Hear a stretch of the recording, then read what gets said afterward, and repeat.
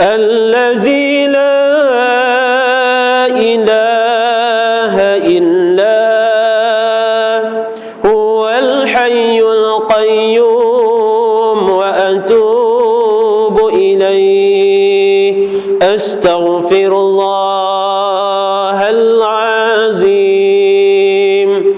الذي لا إله إلا هو الحي القيوم وأتوب إليه أستغفر الله العظيم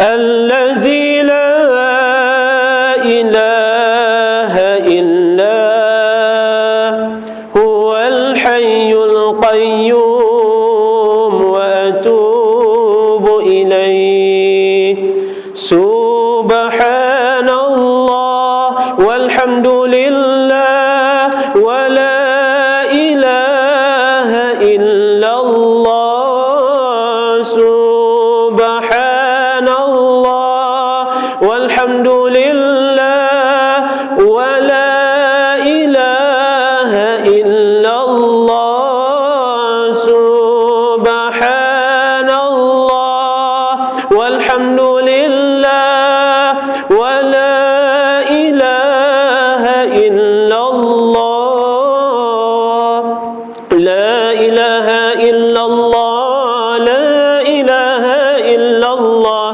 لا إله إلا الله محمد رسول الله لا إله إلا الله لا إله إلا الله لا إله إلا الله محمد رسول الله لا إله إلا الله لا إله إلا الله لا إله إلا الله محمد رسول الله. Alhamdulillah, tuan-tuan hadirin, ibu-ibu, bapa-bapa, hadirin yang dirahmati oleh Allah, bersyukur kita kepada Allah Subhanahu wa taala kerana Allah Subhanahu wa taala masih lagi memberi kita kekuatan, masih lagi Allah Subhanahu wa taala memilih kita untuk sama-sama hadir dalam majlis dia untuk sama-sama kita mendengar hadis-hadis daripada baginda Nabi Muhammad sallallahu alaihi wasallam, untuk sama-sama kita boleh lagi mendirikan sembahyang solat maghrib secara berjamaah, kemudian kita duduk dalam majlis ilmi, kemudian insya-Allah kita gunakan masa kita dengan kita sembahyang berjamaah isyak secara berjamaah. Mudah-mudahan dengan apa yang kita buat, apa yang kita cuba cari pada hari ini, Allah Subhanahu wa taala menggantikan dengan setiap kesalahan kita yang mana yang kita tak pernah sedang, sama ada kita sedang ataupun tak sedang, yang mana kita kadang-kadang melakukan maksiat kepada Allah Subhanahu wa taala. Mudah-mudahan di antara benda yang kita cuba ambil inisiatif daripada diri kita untuk duduk sama-sama menghilangkan kejahilan kita dalam sudut agama dan menambahkan kita daripada sudut thaqafah kita, iaitu kita supaya kita lebih kenal dan lebih rapat untuk kita kenal siapa yang pencipta kita dan siapa yang kita ikuti, iaitu baginda Nabi Muhammad sallallahu alaihi wasallam.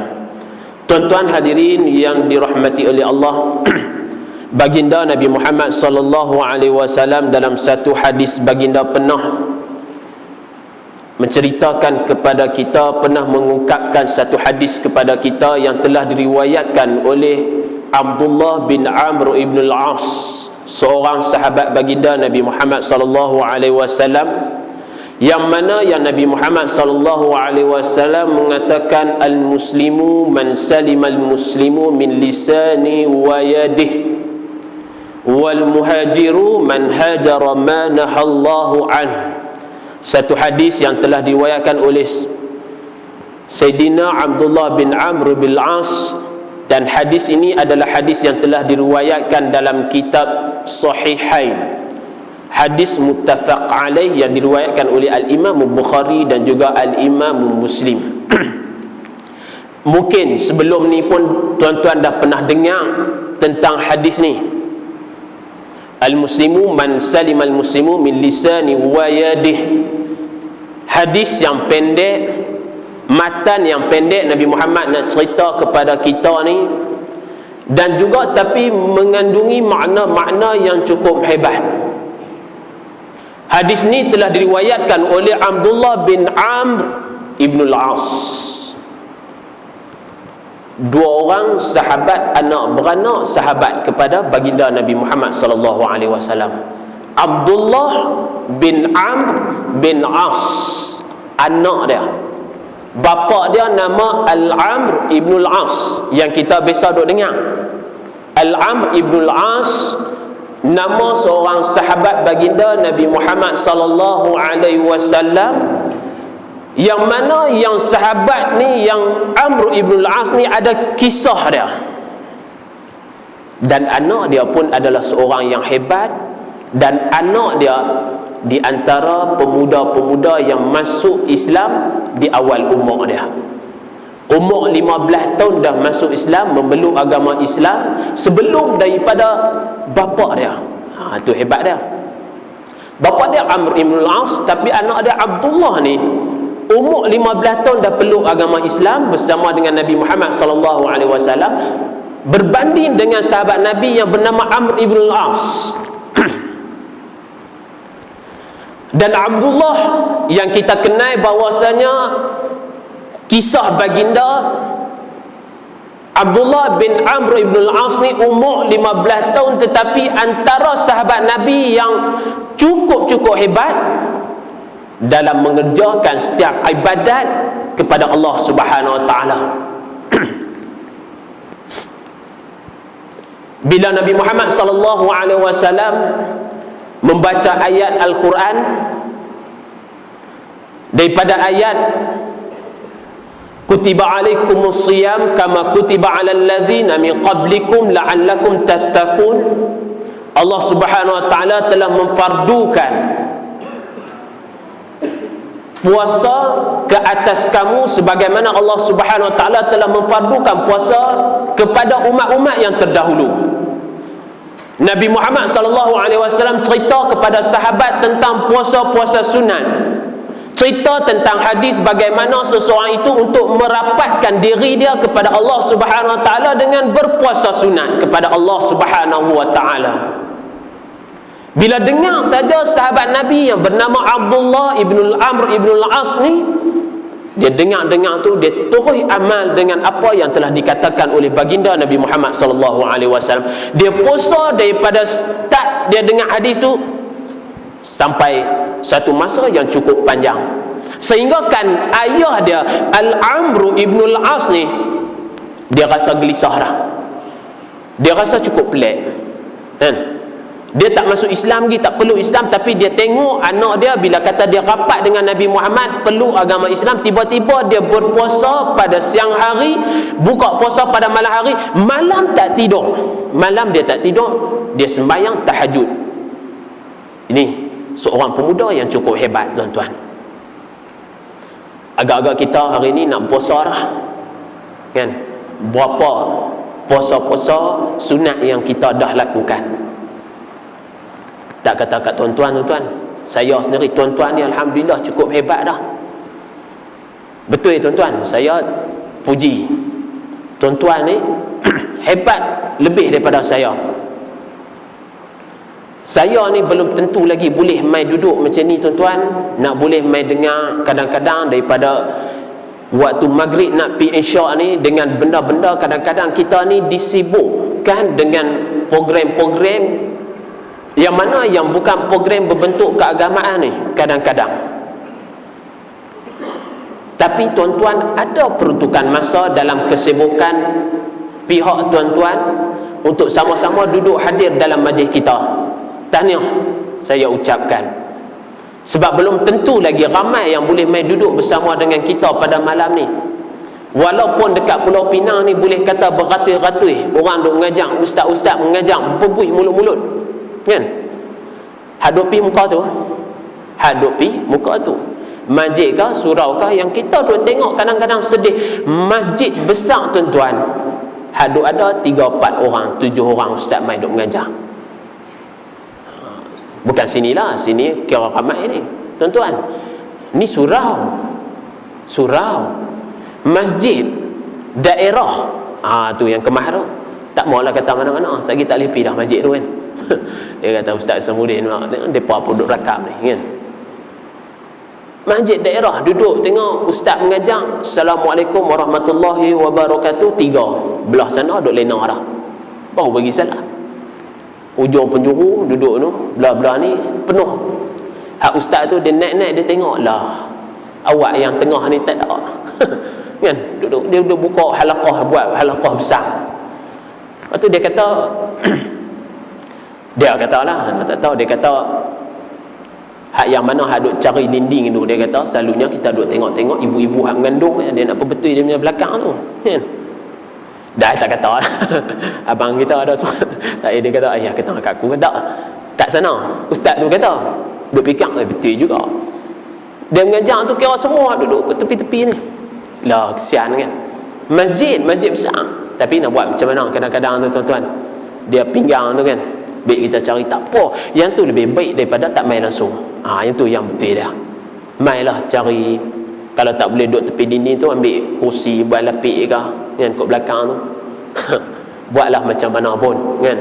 Yang pastinya bukan tentu lagi, belum tentu lagi tuan-tuan, yang ramai-ramai kat luar tu nak mai duduk dalam majlis ilmu. Lalu tadi berapa pasar malam dekat Teluk Etawang, kereta queue punya panjang, orang Melayu kita, bukan orang lain pun kan. Pasar malam waktu ni, kalau pasar malam waktu ni duk penuh dah, maghrib kat mana tuan-tuan? Dengan sebab tu saya kata tuan-tuan, cukup antara orang yang dipilih oleh Allah Subhanahu wa taala, alhamdulillah. Yang kata dengan sahabat baginda Abdullah ibn al-Am ini juga bila kata ayah dia nampak satu benda yang pelik, yang berubah dalam bentuk diri dia, lalu dia pergi jumpa dengan baginda Nabi Muhammad sallallahu alaihi wasallam, tanya kepada Nabi Muhammad sallallahu alaihi wasallam, sebab apa anak dia jadi macam tu? Kita pun kadang-kadang tuan-tuan, kadang-kadang kita pun pelik juga. Tengok, kadang-kadang tengok anak-anak sikit pelik kan, koklah pakai serban kan, pakai serban, bubuh pula tebal dengan apa tu, kepiah yang bentuk dia tajam. Kadang-kadang kita tengok satu macam dah dia ni. Buh pula celak, biji tasbih pula boleh bekak besar-besar, biji guli buh kat ni kan, duk pakai kalung kat leher. Kadang-kadang kita rasa pelik benda tu. Kena pula kadang-kadang tengok apa pakai serban set tebal, set nipis, set tutup telinga, set tak tutup telinga. Dia jadi pelik kan. Hari ni alhamdulillah ada penerangan daripada ustaz kita. Kalau tak ada, kadang-kadang kita tengok tu ada juga. Sebab apa? Kita duk teringat dengan hadis Nabi Muhammad SAW sebut kepada kita, la taftariqunna ummati ala 73 firqatan. Akhir zaman ni 73 golongan daripada umat Nabi Muhammad SAW akan terpecah kepada 73 golongan. Kita duk fikir, kita jadi takut. Yang kata sahabat Nabi tadi ni, Amr ibn al-As pun dia ada rasa pelik. Sebab apa? Dia ni ambil satu agama yang mana yang malam dia tak tidur, siang dia puasa, sehingga kan abaikan segala ahli keluarga dia. Dia jadi pelik. Ayah dia pergi jumpa Nabi, bagi tahu kepada Nabi, wahai Rasulullah, sebelum daripada dia masuk agama Islam, dia pergi jumpa Nabi, dia tanya, awak anak aku ni, dia kata awak pelik sangat bila peluk agama hak ang bawa ni. Dia waktu siang dia tak makan, waktu malam dia duk sembahyang tahajud tiap-tiap hari, dia kata langsung tak jumpa dengan aku. Dengan sebab tu Nabi Muhammad SAW panggil Abdullah bin Amr ibn al-As ni, nasihat dia yang mana yang kita biasa dengar, yang Nabi bila kata Nabi nasihat dia, Nabi tanya kepada dia, sebab apa hang buat macam ni? Dia kata, aku ni syabab, aku ni adalah anak muda dan aku ada kekuatan untuk melakukan tiap-tiap hari puasa. Dia beritahu kepada Nabi. dan aku mampu untuk bangun setiap malam, aku nak buat sembahyang tahajud dan sebagainya untuk aku lebih dekat kepada Allah Subhanahu wa taala. Tapi Nabi bagi tahu apa? Nabi kata kepada dia, ya betul hang buat tu, tapi likulli syai'in haq. Nabi sebut, bagi setiap benda tu dia ada hak dia. Maka untuk ayah hang dia ada li abika haqqun. Untuk ayah hang pun kena ada hak dia. Mak hang pun kena ada hak dia. Kalau hang dah kahwin, untuk isteri hang pun ada hak dia. Dengan sebab tu kita tuan-tuan, kadang-kadang kita duk tengok ada juga segelintir daripada sahabat-sahabat kita yang depa ni keluar untuk berdakwah, dalam masa yang sama depa tinggal hak-hak yang perlu diberikan kepada anak dan isteri mereka. Yang tu kita kena cek balik, check and balance. Dalam masalah ni pun Nabi pesan kat dia, hang kalau nak puasa, walaupun hang kuat setara mana pun, kalau hang nak puasa, puasa yang terbaik Nabi bagi tahu, puasa soma wa yuftar, puasa sehari kemudian buka sehari, seperti mana puasa Nabi Daud alaihi salam. Nabi pesan kepada Abdullah bin Amr ibn al-As, dan dia juga antara salah seorang daripada sahabat yang mana yang Abdullah bin Amr ibn al-As ini adalah salah seorang daripada orang yang sentiasa tulis hadis baginda Nabi Muhammad sallallahu alaihi wasallam. Ini sahabat yang kita dengar kan, jarang-jarang nak boleh dengar nama dia. Sebab apa? Amr ibn al-As tu dia banyak, dia punya kisah dia. Sekali bapak dia hebat juga, walaupun lepas daripada anak dia masuk Islam, baru bapak dia peluk agama Islam. Banyak sejarah-sejarah bapak dia ni yang menaikkan agama Islam, tuan-tuan. Dia bila dia duk tengah tulis-tulis hadis Nabi Muhammad sallallahu alaihi wasallam, tiba-tiba ada sekumpulan daripada musyrikin yang pi jumpa dengan dia. Dia kata kepada Abdullah ibn Amr ibn al-As, depa bagi tahu kepada dia, dia kata apa? Depa kata apa? Depa kata, wahai Abdullah, hang ni tukang tulis setiap perkataan Nabi Muhammad dan apa yang Nabi Muhammad buat. Setiap daripada apa yang Nabi kata, maka hang duk tulis, dia kata. Bahkan yang hang kenai Nabi Muhammad sallallahu alaihi wasallam ini adalah hanya seorang hamba kepada Allah Subhanahu wa taala. Dia ni juga adalah seorang manusia yang sama macam dengan kita. Yang kita ni kadang-kadang kita ada dengan sifat marah, dia pun ada sifat marah dia. Kadang-kadang kita ada dengan sifat kita ni nak belas kasihan, kasih, cinta. Kita ada perasaan kita yang mana kadang-kadang kita ni nak jadi dengki dan sebagainya, semua dia ada. Tapi sebab apa hang tulis setiap daripada perkataan dan perbuatan baginda Nabi Muhammad? Mereka cuba nak bagi dia rasa satu perasaan yang dia boleh rasa dia tak suka kepada Nabi Muhammad. Ramai dah orang macam ni, tuan-tuan. Ramai juga. Kadang-kadang kita dah kemah dah. Kita kadang-kadang duk ikut dengan ustaz ni, kadang-kadang kita duk ikut dengan ustaz-ustaz demikian, tiba-tiba orang duk bagi tahu kata, apa punya ustaz ni duk bawa dengan hadis-hadis yang dhaif. Sebab apa? Sebab cuba duk tengok, bila kata ada ustaz ni dah, dia punya pengaruh dia dah banyak, pengaruh dia dah berkembang, tiba-tiba ada juga segelintir orang yang main nak bagi kita supaya kita jauh daripada dia, bagi duk tahu kata, apa ustaz ni duk bawa main dengan hadis-hadis yang dhaif.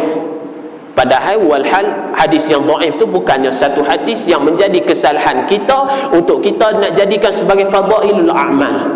Ulama bagi tahu kepada kita, kalau kita nak gunakan hadis-hadis itu untuk kita nak menambahkan amalan kita kepada Allah SWT, tak ada masalah. Cuma kalau kita nak bagi tahu kepada orang, kita sebut siap-siap, ni hadis ni dhaif, hadis ni hasan, hadis ni, tak ada masalah. Tapi dah dia mai, dia bagi tahu kata, apa duk ikut dengan ustaz ni ataupun syekh ni, syekh demikian dengan sebab apa? Dengan sebab dia duk bawa hadis dhaif. Ada tak golongan ni? Ada.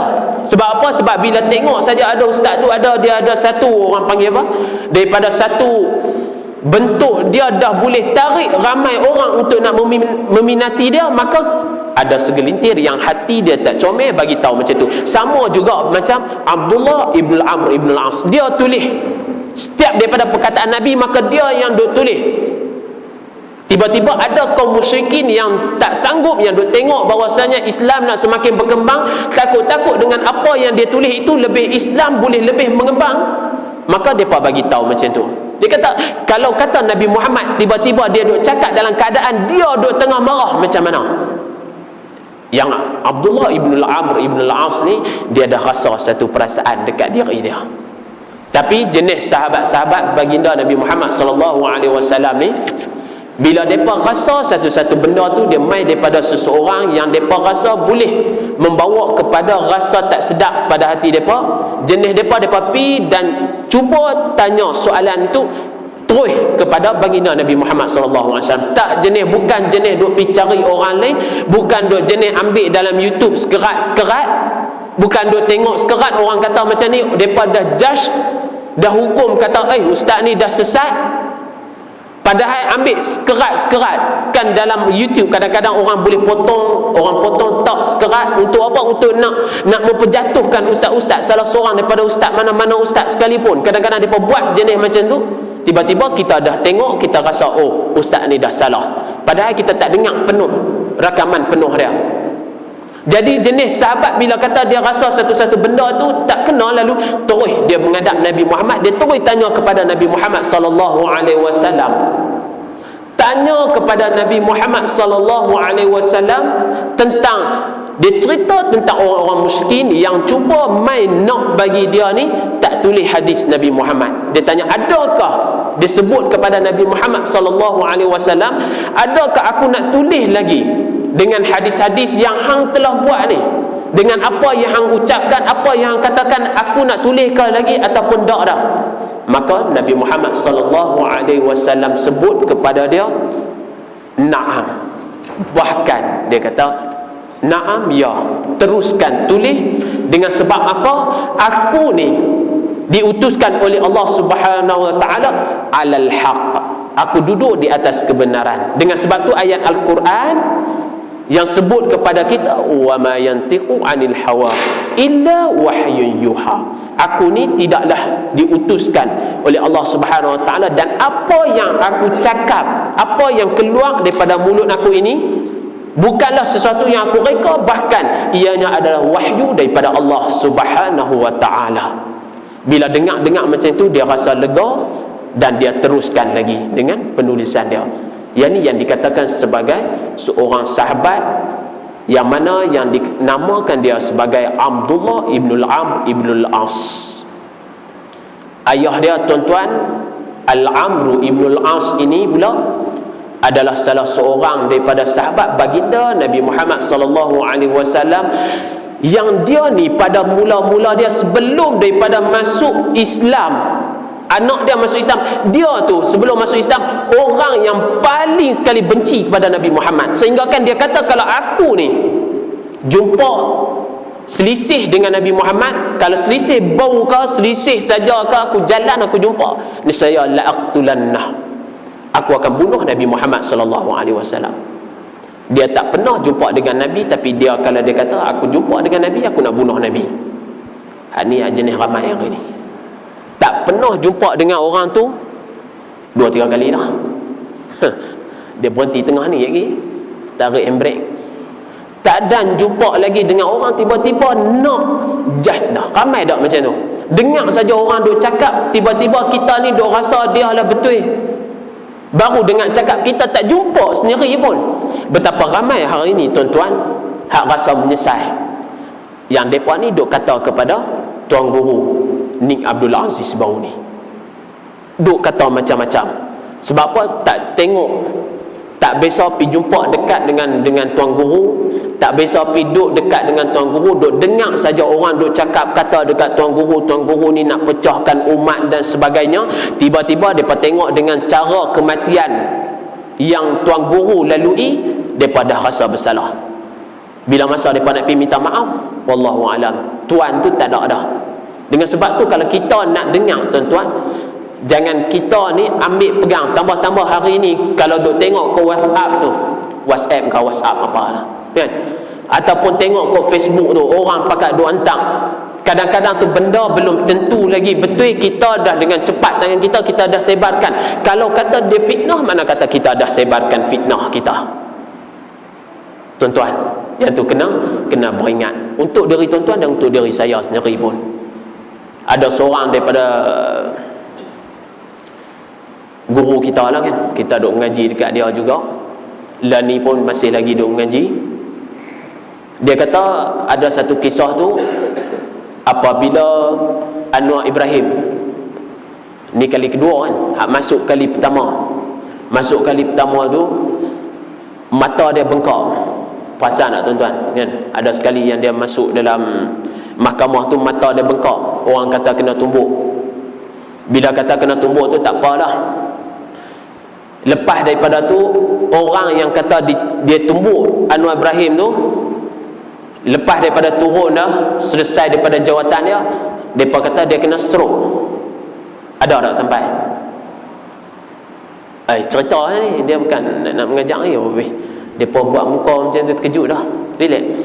Dah biasa sampai, biasa dengar dah kan? Mereka kata dia kena stroke. Hak yang tumbuk mata Saidina pula, yang tumbuk mata saudara Anwar ni, Anwar Ibrahim, tiba-tiba yang kata tadi, guru tadi tu, prof, kita ada mengaji kat dia cerita, dia kata dia sampai hari ni, lepas pada kisah tu dia tak mau dengar dah cakap-cakap orang, kecuali kalau dia tengok depan mata dia. Dia kata sebab hari tu dia kena sendiri. Dia hantar mesej dekat dia, lepas pada dia turun, kemudian dia kata ketua polis tu yang tumbuk mata Anwar Ibrahim tu, dia kena stroke. Kawan ni ada satu pembentangan ketat dekat belah Kuala Lumpur, dia pergi. Kemudian dia duduk tengah jalan-jalan tu, dia tengok muka macam ketua polis tadi. Dia duduk tengok kot jauh. Lepas tu kawan tu duduk sembang dengan kawan dia, nampak elok ya.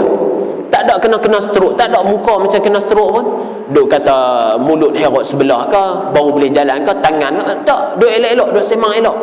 Kemudian dia tanya kepada kawan dia sebelah, dia tanya, yang tu bukan ketua polis ke yang depa kata dia kena stroke? Yang depa ni dia kenal lama dah sebab dia duk kerja dalam kawasan tu. Dia kata ya, betul. Kawan tu tak ada kena stroke pun, dia kata tak ada kena apa pun.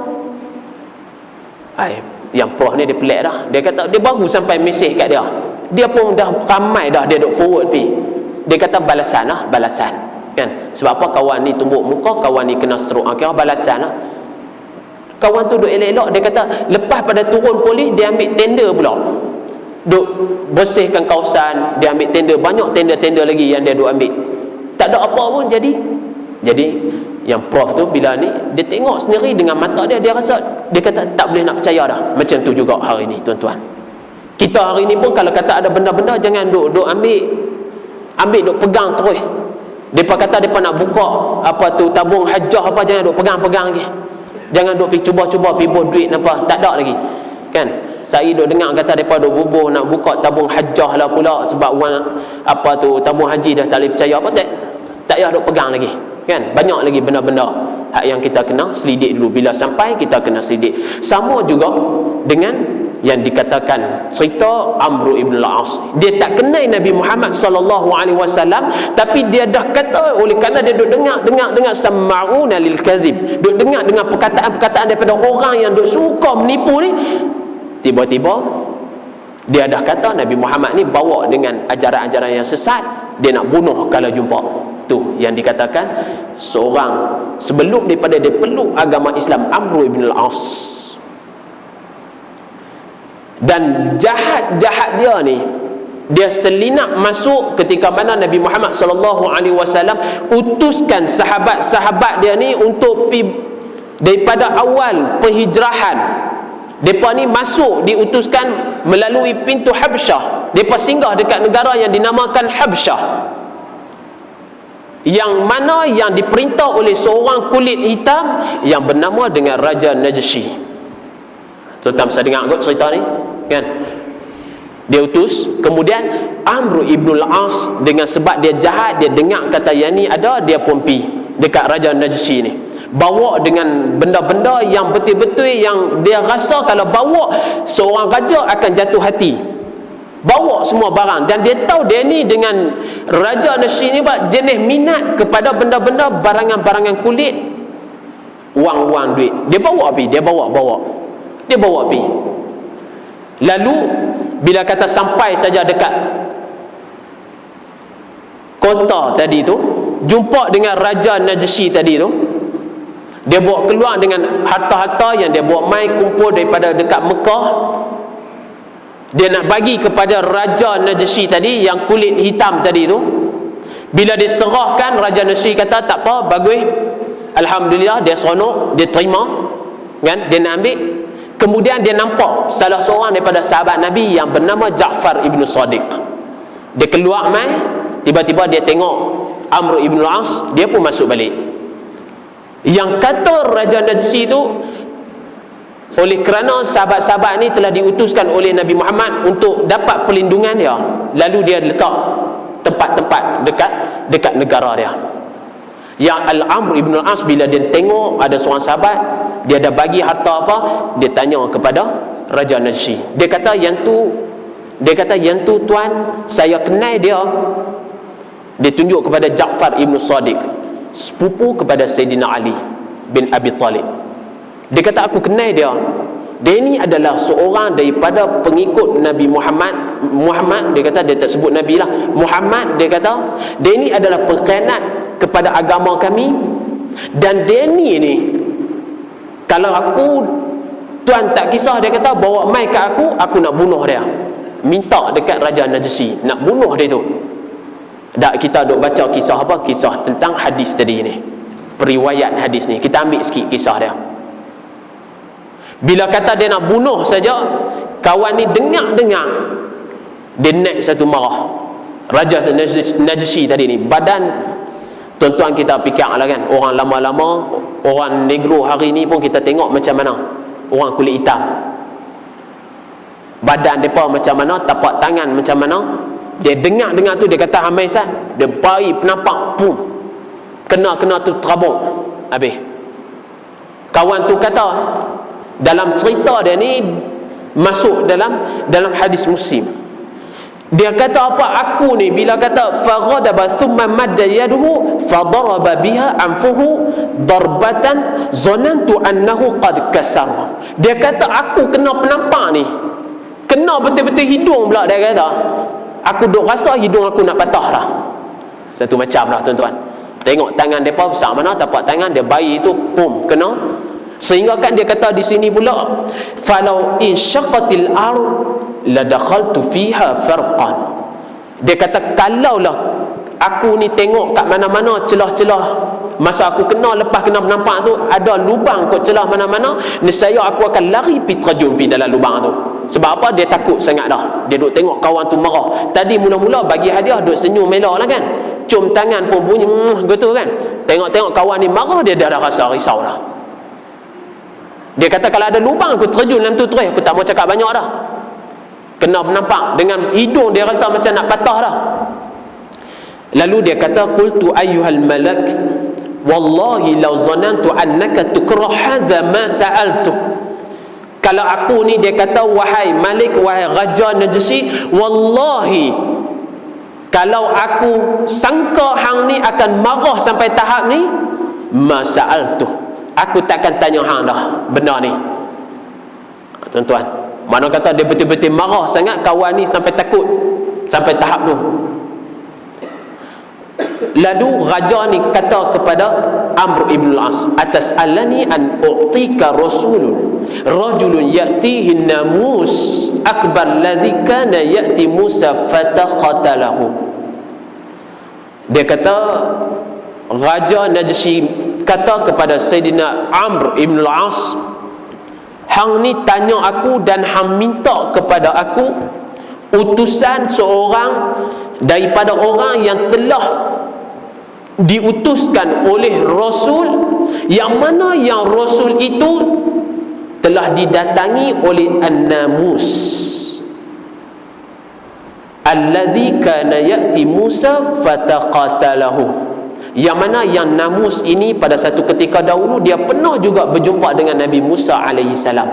Namus ni siapa dia tuan-tuan? Jibril alaihi salam. Oi, tuan-tuan, Namus kalau kita buka dalam kitab Taurat, dia ada panggilan kepada malaikat Jibril alaihi salam. Dan dia ni pengamal kitab Taurat yang masih lagi ada satu ketika dahulu. Dan dia ni antara raja, apabila dia mati, Raja Najshi ni, bila Nabi Muhammad SAW dengar daripada utusan dia, iaitu utusan Allah Subhanahu Taala, malaikat Jibril mai duk cerita kat Nabi Muhammad, kata kepada dia Raja Najshi dah meninggal dunia, Nabi terus melakukan sembahyang solat ghaib kepada raja tadi. Sebab apa? Sebab dia masih lagi duk berpegang dengan ajaran yang dibawa oleh Nabi Musa alaihi salam. Tuan-tuan, dia kata, hang berani tu minta kat aku lelaki yang telah diutuskan oleh Namus, oleh seorang Rasul yang pernah berjumpa dengan Namus, yang mana yang Namus ini, malaikat Jibril ini juga pernah jumpa dengan Nabi Musa alaihi salam. Lalu dia tanya, Amr ibn al-As tanya kepada Raja Najshi, qultu ayyuhal malik akadzalika huwa. Dia tanya, wahai raja, betul ke apa yang kata ni? Dia bagi tahu. Dia tanya kepada raja tu, betul ke hang bagi tahu ni? Lalu raja tu kata apa? Waihaka ya Amr. Dia kata, celaka hang ni Amr ibn al-As. It'ani wattabi'hu. Taatlah kepada aku dan hang ni ikutlah dia, iaitu Nabi Muhammad sallallahu alaihi wasallam. Fa innahu wallahi la'alal haqq wa la yazharanna ala man khalafahu kama zahara Musa bin Imran ala Fir'aun wa junudih. Kerana sesungguhnya dia kata, wallahi la'alal haq, bahwasanya Nabi Muhammad ini duduk di atas kebenaran dan dia akan menang ke atas orang-orang yang menyalahi dia, orang-orang yang memerangi dia, sebagaimana Nabi Musa alaihi salam menang ke atas Fir'aun dan juga rakyat-rakyat dia ataupun pengikut-pengikut dia. Yang dikatakan raja tadi bagi tahu kepada Amr ibn al-As. Bila kata Amr ibn al-As ni, dia dengar macam tu, tuan-tuan, dia tu terus balik rumah dia. Balik dalam keadaan dia duk fikir dah, aku nak pi bunuh Ja'far ibn Shadiq dan pengikut-pengikut Nabi Muhammad. Aku bawa dengan hadiah, tiba-tiba aku ni kena dengan penampak sedar, kan? Dah lah kena penampak, kena pula maki, jerabu. Kemudian pula bila kata kena tu, tiba-tiba aku balik, aku rasa satu diri aku ni aku macam nak masuk dalam agama Islam. Dia dah rasa dah diri dia. Dia kata, aku pun pelik, dapat benda macam mana ni, kan? Nak pi buat benda lain, dapat benda lain. Balik dalam keadaan dia nak balik menuju ke Mekah tu, dia rasa dia betul-betul nak masuk dalam Islam. Dalam perjalanan dia, dipendekkan cerita, dalam cerita tu cukup panjang, hadis ni dia cerita panjang. Dia jumpa jalan, dia jumpa dengan seorang lagi sahabat yang bernama Khalid ibn Walid. Bila jumpa dengan Khalid ibn Walid, dia kenal dengan Khalid ibn Walid, yang mana yang duk menjuarai dalam setiap daripada peperangan. Dia jugalah biasa jadi ketua tentera dalam perang Uhud, duk perang dulu, satu kisah dulu. Dia jumpa dengan Khalid Walid, dia pun rasa ceri juga, kan? Khalid Walid tanya dia, hang nak pergi mana? Dia dah rasa satu macam lah. Dia kata, aku ni sebenarnya, dia kata, aku nak pergi satu tempat. Dia kata, hang nak pergi mana? Jenis orang tentera ni dia cengeng sikit saja, tak ada nak cakap macam kita, hang nak pergi mana, kan? Gitu tak ada, hang nak pergi mana? Dia kata, aku ni sebenarnya, tapi hang tolong jangan bagi tahu ke orang. Sebab apa? Balik saja Amr ibn al-As ni, dia ni jadi senyap terus, tak mau dengar apa dah. Dia senyap terus. Yang mula-mula tadi cukup ganah, kan? Duk kata apa, kalau jumpa dengan Nabi nak bunuh sebagainya, kan? Ada juga jenis-jenis kita pun ada juga, kan? Jenis duk sembang derah ni ramai juga. Oi, kalau kata nak perang, dia nak duduk depan. Kalau kata nak jumpa, nak pi mana-mana, nak buat demonstrasi kau, oi, dia lah rasa dia nak duduk depan. Tak ada apa lagi, dia lepas awal lagi pukul belakang. Peluru medih mata tak ada mai lagi, dia awal dah duduk belakang, kan? Hak ni dia pun bila balik saja senyap tu, tak cakap dah pasal Nabi Muhammad. Dia rasa bersalah. Sebab apa? Sebab kena nampak tadi otak dia daripada tak center terus center, kan? Dia pergi jumpa dengan sahabat Khalid Walid, tanya, nak pergi mana? Dia kata, aku sebenarnya ni, aku beritahu kat jangan beritahu kat orang lain, aku ni nak peluk agama Islam. Nak peluk agama Islam. Dia ingat Khalid Al-Walid nak marah. Rupa-rupanya Khalid Al-Walid kata, alhamdulillah, aku pun duk rasa macam tu dah. Jom kita pergi sekali. Tuan-tuan, ni antara yang berlaku kepada Abdullah bin Amr Ibn al-As tadi yang kita cerita, anak dia, dan apa yang telah berlaku kepada Amr Ibn al-As sebelum daripada dia peluk agama Islam. Bila peluk agama Islam, dia antara orang yang menaikkan Islam ke satu tahap yang cukup-cukup tinggi. Dia pernah dijadikan gubernur, dan juga dia ni di antara sahabat Nabi yang ada umur dia panjang, hidup sampai zaman pemerintahan Sayyidina Ali sehinggalah pemerintahan Sayyidina Muawiyah. Tuan-tuan hadirin dan hadirat yang dirahmati Allah, kalau kita baca kisah sahabat-sahabat Nabi ni, tuan-tuan, cukup panjang dan banyak iktibar-iktibar yang boleh kita ambil. Cukuplah kot kan. Tu baru orang kata fasa dia tak masuk lagi dalam, kalau kita duk bawa mai dengan fasa dia pergi masuk dalam Islam, bagaimana dia melakukan, kemudian kita masuk pula fasa yang mana yang dia duk tengah memerintah. Banyak lagi kisah-kisah daripada sahabat-sahabat ni yang boleh kita ambil iktibar untuk diri kita. Tuan-tuan hadirin dan hadirat yang dirahmati Allah, cukuplah sekadar tu, kita sambung pula hadis kita kan. Cuma yang tadi, hadis tadi tu pun kita tak baca lagi no. Al-muslimu man salimal muslimi min lisani wa yadihi. Orang muslim itu iaitu orang-orang yang menjaga kepada muslim yang lain. Man salima, orang yang sentiasa memberi kesejahteraan kepada muslim yang lain daripada sudut mana? Min lisani wa yadihi, daripada sudut mulut dan juga tangan dia. Mana kata dia ni jenis tak mengupat, jenis tak mengata, jenis tak menyakiti hati member dia, dan juga tangan dia ni tak guna untuk nak merosakkan orang lain. Bukan dengan sebab tangan dan mulut dia maka orang lain rosak. Tu orang baru, orang kita panggil orang muslim. Kalau hak jenis duk kena member dah nak naik dah grade kan. Kita kan gaji kita kadang-kadang apa DG 44 ke apa jenis guru kan, kadang-kadang ada DS apa dan sebagainya. Elok nak naik dah, tiba-tiba Denny duk pi hasut kok belakang, tiba-tiba kawan kita tak edit nak naik. Yang tu bukan panggil muslim lagi, tak cukup, tak sempurna lagi nak panggil dia muslim. Iman dia masih lagi kurang. Wal muhajiru man hajara ma nahallahu anhu.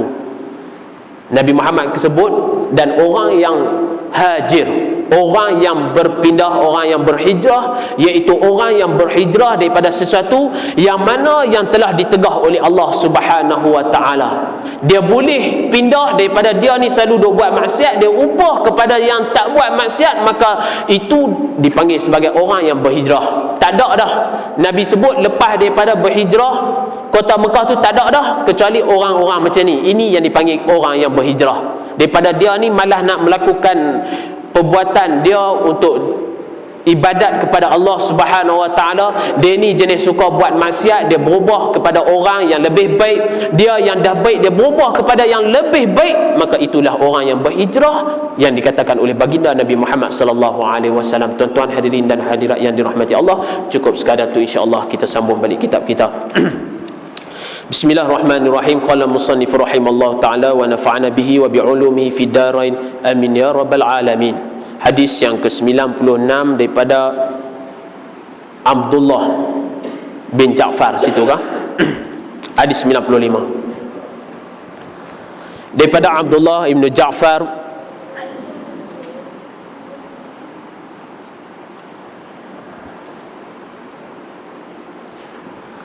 annahu sallallahu alaihi wasallam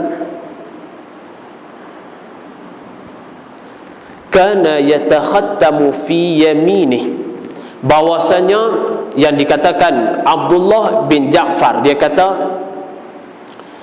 sedara kepada Ja'far bin Abu Talib yang tadi yang kita sebut tadi tu. Abdullah bin Ja'far ni, Ja'far pak dia tu Ja'far bin Abi Talib itu adalah sepupu bagi Sayyidina Ali karamallahu wajhahu. Sebab apa? Anak kepada Abu Talib.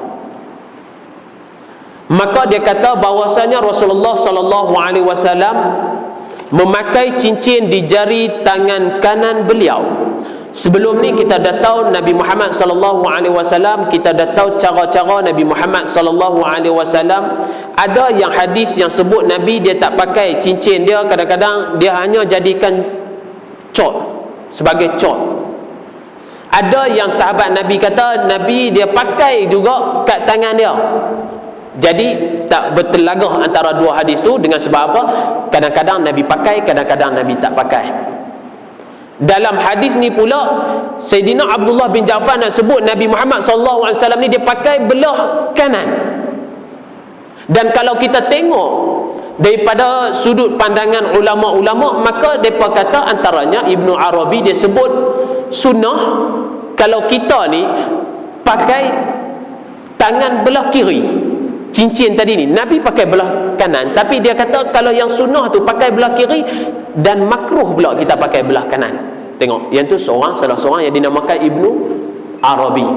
Imam Syafi'i dia kata boleh, kita nak pakai belah mana-mana pun tak ada masalah, sama ada kita nak pakai belah jari kelingking ataupun kita nak pakai daripada bentuk jari manis, harus belah-belah mana pun tak ada masalah di sisi Imam Syafi'i kita. Adapun Imam Nawawi dia kata benda ni makruh kalau kita pakai cincin bubuh dua-dua belah tangan. Belah kanan pun kita pakai, belah kiri pun kita pakai. Di sisi Imam Nawawi dia kata makruh. Adapun Imam Malik kata sunnah pakai kelingking belah kiri, dan dia pun pakai belah kiri. Nampak? Tak, kita nak sebut dia, kebanyakan ulama dia sebut kita pakai belah kiri. Sebab apa? Banyak hadis sebut tentang pakai belah kanan, tapi tiba-tiba sebut kebanyakan daripada ulama-ulama mazhab sebut pakai belah kiri itu yang jadi sunnah, tapi Nabi pakai belah kanan. Antaranya Al-Hanabilah, Imam Ahmad Ibnul Hanbal, kebanyakan daripada pengikut-pengikut dia dan ulama-ulama dia kata afdal kita nak pakai cincin ni belah jari kelingking yang belah kiri, ataupun jari manis harus juga, tapi belah kiri lebih afdal daripada belah kanan. Sebab apa yang boleh jadi macam tu? Kalau daripada hadis Abdullah bin Ja'far, dia kata Nabi Muhammad sallallahu alaihi wasallam dia pakai belah kanan. Ada rasa pelik tak? Kan? Kalau sepatutnya kita tengok hadis Nabi pakai belah kanan, mana kata kita pakai belah kanan. Tapi sebab apa kebanyakan daripada alim ulama kita ni, imam-imam mujtahid kita, mereka kata lebih afdal. Ada yang kata makruh kalau pakai belah kanan, ada yang kata lebih afdal dan sunnah kita pakai belah kiri, jari kelingking. Sebab apa tuan-tuan? Dengan sebab tu kita ni jangan duk cepat-cepat nak menghukum. Kalau kita boleh daripada satu-satu hadis tu, jangan duk ikut dengan apa yang kita dapat terus kita nak hukum. Sebab apa? Kita belum belek lagi, kita tak mau dah pegang alim ulama, kita tak mau. Itu bahaya. Apa yang alim ulama sebut kepada kita, kita tak mau dah. Kita bila dapat saja dengar bahwasanya Nabi ni dia pakai belah kanan, jadi aku pakai belah kanan. Bila orang kita tengok orang pakai belah kiri, kita kata ni apa ni? Pakai belah kiri sebab apa? Padahal kawan ni jenis mengaji. Kita duk pergi marah dia. Sama juga hari ni kadang-kadang tu ada juga golongan yang mana yang mereka ni kata apa ni pakai seluas sampai ke bawah kaki ni, bawah pada tumit, bukan tumit apa, buku lali ni. Awak pakai macam tu, Nabi tak pakai macam tu, buat naik sikit. Sebab apa tuan-tuan? Kadang-kadang tu dengan sebab mereka ni bila dapat satu-satu hadis, mereka tak mau dah tengok dengan pendapat-pendapat ulama. Bahkan ulama bila dia dapat hadis, dia tengok pula dengan kekuatan hadis-hadis yang lain. Sebelum ni kita biasa dengar dah Nabi Muhammad SAW dia larang daripada seseorang tu pakai cincin yang sama dengan dia, bentuk dia yang dia buat. Jadi ulama tengok, ulama bincang, ulama nak macam mana kaedah-kaedah yang nak boleh pakai. Dalam satu masa Nabi larang pakai cincin yang sama dengan dia. Ada sebilangan ulama kata sampai hari ni hukum tu jadi, hukum tu berjalan, tak boleh pakai cincin yang sama, iaitu tulis Allah Muhammad, dia tulis Muhammad Rasulullah, Allah Muhammad Rasul. Kan tiga tu. Yang cincin kadang-kadang kita duk tengok orang duk jual tu. Betul tak? Ulama kata larangan Nabi pernah melarang orang pakai dengan sebab apa? Ada setengah daripada ulama kata dah hilang dah Allah, iaitu dengan sebab takut kita pada zaman dulu Nabi takut orang guna cincin tu orang pergi duk cop atas surat-surat rasmi. Nabi larang bagi ada cincin yang sama dengan dia. Nak pakai boleh, pakai yang tak sama dengan dia zaman Nabi hidup. Jadi ulama kata, ulama yang mengharuskan kita pakai cincin yang sama untuk nak ambil itibak sunnah Nabi Muhammad SAW, dia kata tak apa, pakai cincin dengan sebab apa? Iza zalal illah zalal hukm. Apabila dah hilang satu-satu daripada illah ataupun sebab, maka hilang hukum tu. Mereka kata macam tu, maka boleh pakai, tak apa. Ada ulama kata tak, hadis tu berjalan sampai hari ni, tak boleh nak pakai yang sama dengan Nabi. Jadi hadis ni Abdullah bin Ja'far dia kata Nabi pakai belah kanan, tapi ulama-ulama dia tengok dia nak mukhalifu, nak lawan supaya tak kena, nak bagi adil daripada kedua-dua hadis. Daripada satu hadis Nabi larang, satu lagi ada hadis yang dia kata Nabi pakai belah ni, untuk nak bagi nampak seolah-olah benda tu tak jadi daripada pertembungan antara dua tu, maka ulama kata pakai cincin yang sama dengan Nabi, pakai belah kiri lebih afdal. Nampak tak tuan-tuan? Nak bagi gambaran bahawasanya ulama ni sebelum mereka nak keluarkan satu-satu pendapat mereka, maka mereka dah cek semua daripada hadis-hadis yang ada, kemudian baru mereka keluar, tak gaduh. Bukan jenis orang hari ni yang mana yang bila kata dengar dah satu-satu benda, mereka terus gaduh nak bagi tahu benda tu dekat masyarakat. Sama juga satu, baca ke tak baca lagi wallahu alam, dalam hadis ni ada juga yang cerita Nabi Muhammad pernah tegur sahabat-sahabat pakai seluar, yang mana yang seluar dia tu lebih daripada buku lali, jubah yang lebih daripada buku lali. Nabi bagi tahu, tegur kat belakang, angkat. Yang dia kata tak, sebenarnya dia nampak dia pakai dua warna. Sebab apa? Bawah tu warna hitam. Nabi suruh angkat. Dia duk ingat kata Nabi marah. Sebab apa? Sebab baju dia duk kena tanah jadi warna hitam. Dia bagi tahu kepada Nabi, tak, memang kain ni warna ni. Tak. Nabi kata, bukankah hang nak ikut dengan aku, hang pakai macam ni? Maka dia tengok Nabi pakai macam tu. Sebab apa? Sebab zaman dulu kalau pakai yang lebih daripada buku lali, maka dia tu jenis adalah golongan-golongan yang kibria, daripada orang-orang yang riak, yang takabur. Tapi hari ni kalau kita pakai, hilang dah benda tu. Allah tu dah hilang dah. Kalau hari ni tuan-tuan kalau masuk dalam ni pakai kain pelikat tu, bagi labuh, tengok orang nak kata apa. Seret daripada tangga tadi tu naik ke atas, seret dah kain, kan? Sagi turun buat, pakai turun, sagi pakai buat, tengok orang nak kata apa. Agak-agak orang nak kata apa, wih dia ni lomak, dia beli kain labuh lah, bagus, mesti kaya, mesti hebat lah, mesti rumah 300-400 ribu lah. Orang nak kata gitu lah. Orang kata dia ni duduk pergi mengaji mana ni, kan? Turun-turun kuliah Ustaz Sabudin pergi duduk pakai gitu. Gila ke apa? Orang kata gitu. Orang kata gila. Jadi Allah tu dah hilang dah. Allah, orang kata sebab yang Nabi haramkan satu ketika dahulu, bila hilang dengan sebab tu, kaedah dia ada, iza zalal illah zalal hukm. Apabila hilang satu-satu illah itu, maka hilang hukum tu. Banyak benda-benda yang kita tengok pada zaman Nabi Muhammad SAW, Nabi larang, tapi pada hari ini oleh kerana benda tu dah hilang dia punya sebab tu, maka benda tu diharuskan oleh ulama-ulama. Ada juga ulama yang pada satu ketika dahulu mereka larang untuk kita pakai necktie. Tahu necktie? Takkan tak tahu kot, jenis pejabat semua pakai necktie. Satu ketika dahulu ulama keluarkan fatwa belah Mesir, mereka kata haram pakai necktie. Ada orang tanya kita, betul ke haram Ustaz pakai necktie masa semayang? Kata memang haram. Kalau necktie saja lah kan, necktie saja memang haram, kena pakailah baju-baju rupa semua lagi. Tak, satu ketika dahulu mereka kata haram. Sebab apa? Sebab necktie tu mula-mula diperkenalkan oleh kaum-kaum Yahudi dan musyrikin. Dan juga ulama Mesir pernah mengatakan, dulu satu ketika dahulu orang yang pakai stokin, berbelang, pakai sampai betih ni, hukum dia haram. Sebab apa? Sebab zaman tu ada satu daripada puak ni, mereka pakai macam tu, dan mereka ni selalu duk melakukan kezaliman kepada umat-umat Islam. Maka ulama kata, sebab apa? Sebab ada ilah dia. Bila dah hilang ilah dia tu, maka hilanglah hukum dia. Tapi kena tengoklah, benda tu asal-asal dia apa dia. Kalau asal dia tu keharusan, tak ada masalah. Macam pakai stokin, takkan haram kot pakai stokin asal dia, maka keharusan. Sebab apa?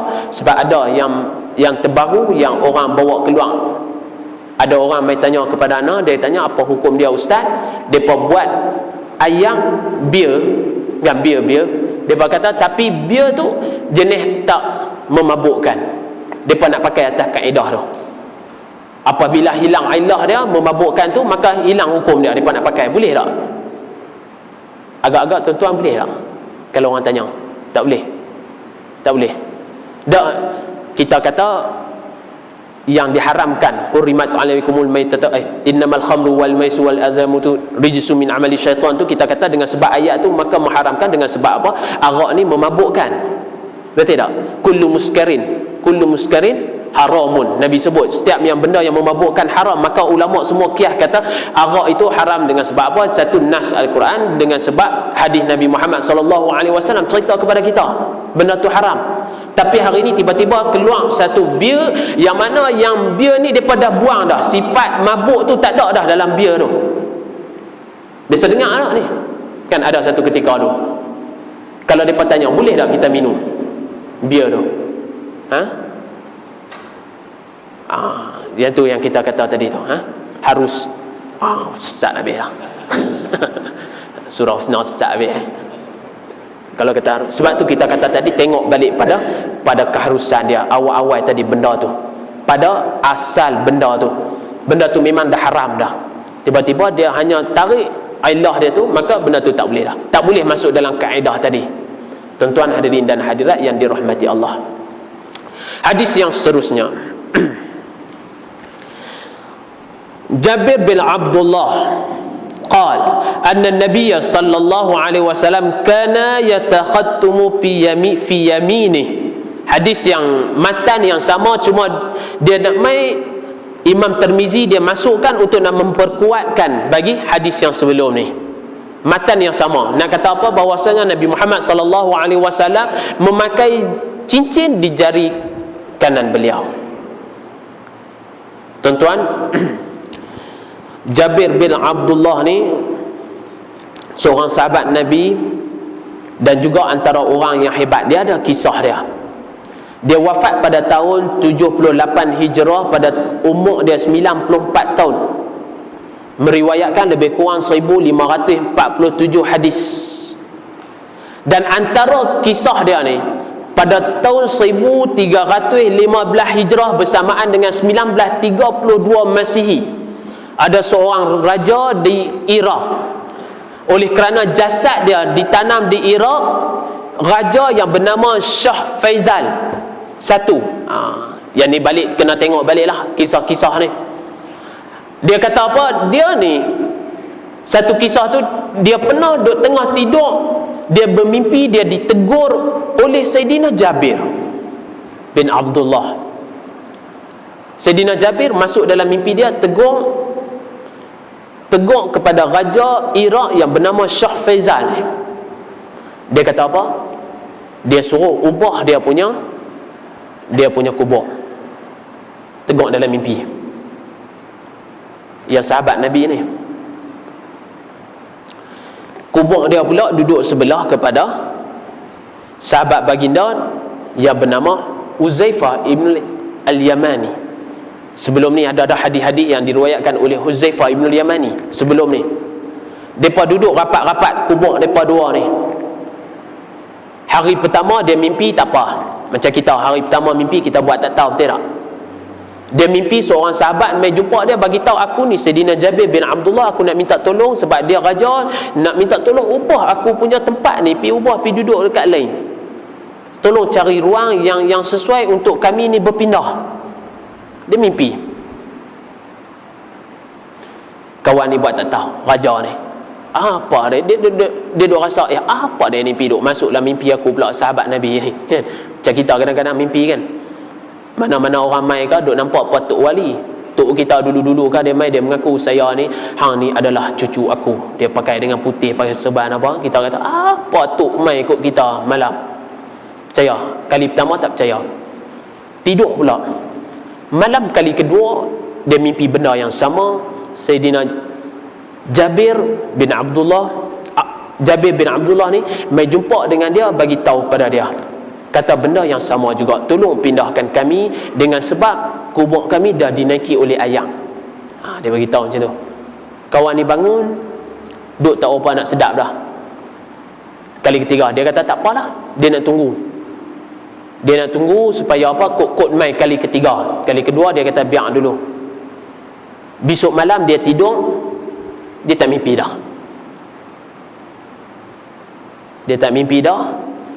Cuma pada satu ketika tu dia ada seorang mufti yang duduk dalam negara tu.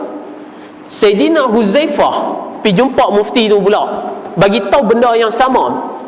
Besok pagi tu bangun cerita dekat raja dia kata aku pun mimpi dah sebelum ni 2 kali dah. Dia kata kita panggil hari ni juga pembesar-pembesar kita, menteri-menteri kabinet kita panggil, kita kena ubah dah benda ni. Dia kata risau dah. Macam kita lah, kalau kokok lah menteri kita, kalau kata dia mimpi, dia tidur kan, dia tidur sepatutnya 1 MDB dia mimpi kan, kena bubar dah. Dia bangun, dia celek, tak ada apa pun, tak apa kan. Tidur pula besok 1 MDB, keluar pula muka seorang tu kan, tun keluar muka dia, ni 1 MDB tu bubar. Dia bangun, celek, tak percaya. Tapi tiba-tiba kalau mufti kan, mufti pergi bagi tahu, baru dia percaya. Dia pun macam tu, mufti bagi tahu, habis terus. Kira besok tu panggil terus menteri-menteri kabinet, kata kita kena ubah ni kubur Sayyidina Jabir bin Abdullah, maqam dia, dan juga Huzaifah bin Yaman. Maka mereka setuju, dan kebesokan hari dia pada 20 Zulhijjah 1351, maka kubur mereka ni dipindahkan. Yang jadi orang kata satu daripada apa yang dikatakan oleh baginda Nabi Muhammad SAW tu adalah benar, maka kedua-dua daripada jasad yang dikeluarkan Sayyidina Huzaifah dan juga Sayyidina Jabir bin Abdullah ni, bila dikeluarkan untuk dipindahkan, mereka ni duduk dalam keadaan yang mana yang tak busuk, yang duduk dalam keadaan yang mana tak mereput, yang duduk dalam keadaan yang Nabi sebut kepada kita, yang mereka ini adalah dilindungi oleh Allah Subhanahu Wa Taala. Orang tengok, orang terkejut. Dan mereka ni dipindahkan dan dikafankan berdekatan dengan kubur sahabat mereka, iaitu Salman Al-Farisi. Itu kehebatan yang Allah Subhanahu Wa Taala bagi kepada Sayyidina Jabir bin Abdullah. Ada kisah-kisah dia banyak kan. Kadang-kadang kita ambil pilah satu kisah dia yang tu. Antara mujizat yang Allah bukan mujizat, Allah Subhanahu Wa Taala bagi kelebihan kepada mereka. Kalau mujizat ni kepada Nabi Muhammad SAW saja. Kan beberapa golongan yang Nabi dah bagi tahu kepada kita, antaranya sahabat-sahabat dan orang-orang yang menghafaz Al-Quran dan orang-orang yang menjaga solat. Kubur-kubur mereka ni dan jasad-jasad mereka ini tidak akan dimakan oleh bumi. Hari ini terbukti dah banyak.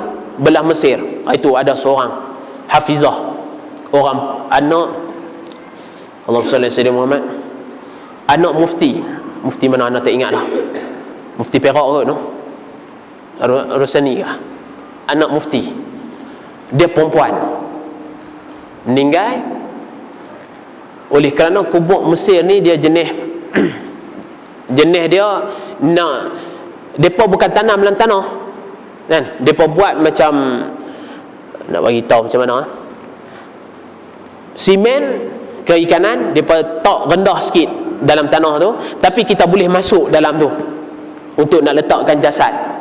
Sebab apa? Depa tanah depa, satu tanah depa ni tanah daripada batu-batu, yang keduanya tanah payah nak dapat. Sebab apa? Penempatan depa cukup padat. Jadi depa buat macam tu supaya apa? Kalau kata bubuh saja, mayat reput apa semua dah, tinggal tulang-tulang, depa tolak pergi tepi. Datuk nenek depa apa dulu Satu keluarga, satu kawasan. Hak kaya boleh beli besar sikit. Hak negara kita, dia pergi beli boleh muatkan dalam berapa belah orang saja. Kawasan tu sepatutnya dalam 7 atau 15 orang saja. Harga 200,000. Nak kata tanah mahal. Yang kata tadi ni, ada seorang yang meninggal dunia ni, hafizah, dia menghafal Al-Quran. Dia meninggal dunia dengan sebab apa? Dengan sebab terhidu asap. Daripada sebab sana kami dia guna sakhanah. Sakhanah ni pemanas air. Musim sejuk benda tu paling penting.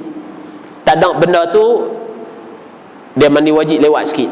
Style depa. Memang sejuk lah kan sana kan, kena musim tu. Kalau musim sejuk tu, ya Allah kan. Ustaz tu kata sedap tidur, kita betul, kita mengaku memang sedap tidur. Selimut duduk tu dia tidur. Yang kata anak tadi ni, dia menghafal Al-Quran. Bila mereka oleh kerana ada seorang daripada rakyat Malaysia kita pun meninggal dunia, mereka buka-buka, mereka nak masukkan jasad yang baru, duk tengok ada lagi duduk dalam keadaan yang sempurna lagi, duk balut elok ya, duk kat bucu sana mereka letak. Hak lain dah semua reput dah. Allahu Rabbi. Tuan-tuan, dengan sebab tu kita duk selalu dah sebut, kalau ada anak-anak kita pada hari ni, cubalah kan, baik ada seorang pun alhamdulillah supaya boleh menghafal Al-Quran dan beramal. Ataupun orang yang kita hari ni pun masih lagi ada peluang, kita tak boleh menghafal Al-Quran, tak apa, tak boleh menghafal Al-Quran, tak apa, baca, amalkan, jadikan rutinan harian kita dan amalkan apa yang duduk dalam Al-Quran. Yang tu pun juga insya-Allah mayat kita tidak akan reput dimakan oleh bumi. Mudah-mudahan tuan-tuan.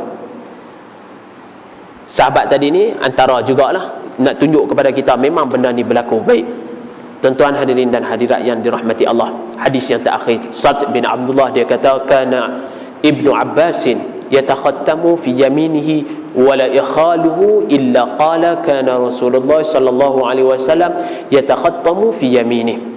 Sayyidina Ibnu Abbas dia memakai cincin di jari kanannya.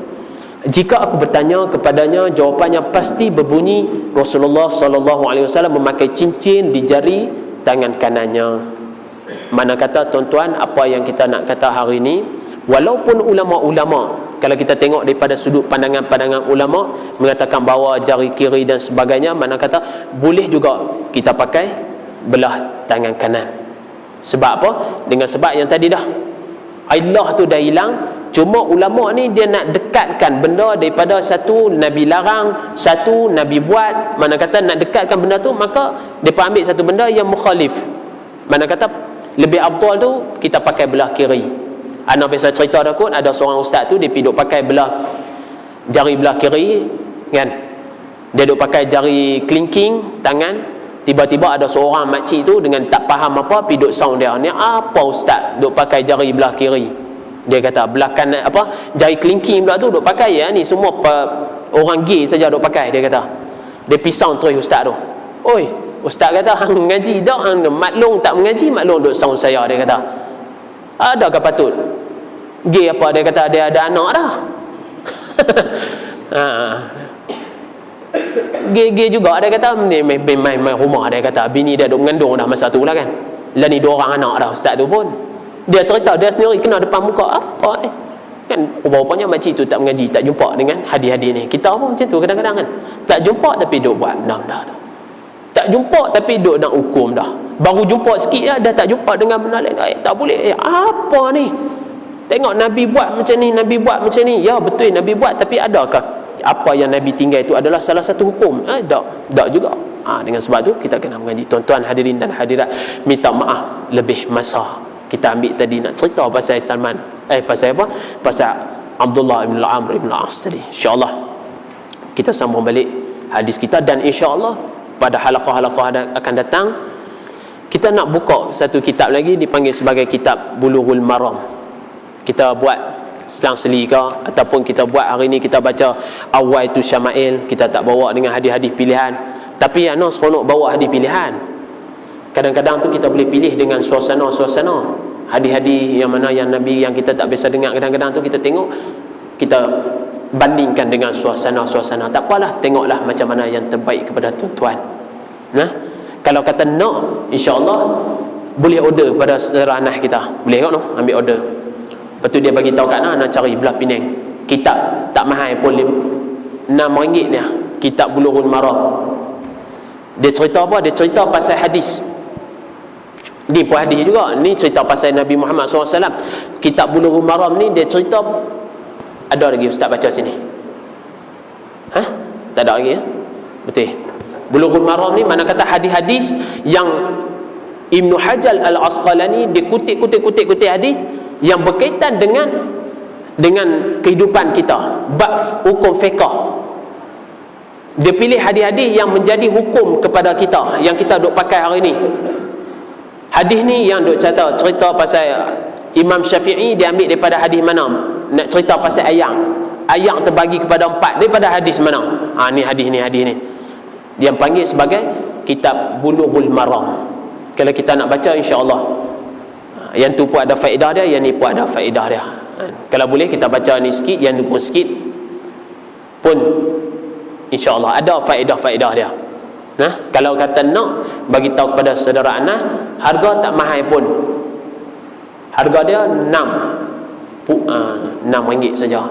60 bunyi terkejut juga kan. RM6 saja.